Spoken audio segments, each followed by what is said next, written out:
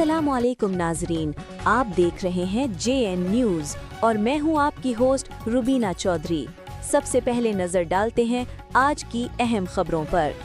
इस्लामाबाद खबर शामिल करते हैं मोहम्मद अली सद्दी, crime reporter, JN news. Khyber Pakhtunkhwa house Islamabad में वज़ीर आला की ज़ेर सदारत ज्वाइंट स्टीयरिंग कमेटी का इजलास में कबायली इस्लाह के तेज़ रफ्तार तरक्याती मनसूबों पर गौर। इजलास में वफाकी काबीना अरकान एहसन इकबाल, अमीर मकाम और मुबारक ज़ेब सेठ, वज़ीर ख़जाना खैबर पख्तूनख्वा मुज़म्मिल असलम शरीक। इजलास से खिताब करते हुए वज़ीर आला ने बताया कि खैबर पख्तूनख्वा हुकूमत की जानिब से तेज़ रफ्तार तरक्याती मनसूबों के लिए 30.3 अरब रुपए की ब्रिज फाइनेंसिंग फराहम की गई। विफाक की जानिब से रवां साल AIP के तहत 1 रुपए की भी रिलीज नहीं हुई। विफाक का 20 अरब रुपए जारी करने का इंदिया कबायली इस्लाह की तरक्की के लिए अहम कदम है। फंड इस्लाह में पुलिस इंफ्रास्ट्रक्चर और तकमील के करीब हाई प्रायोरिटी मनसूबों पर खर्च होंगे।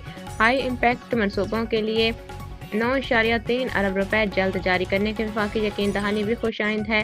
निज़ाम इस्लाह में अमन अमान की मौजूदा सूरत हाल के पेश नज़र तरक्की और सरमायाकारी नागुज़ीर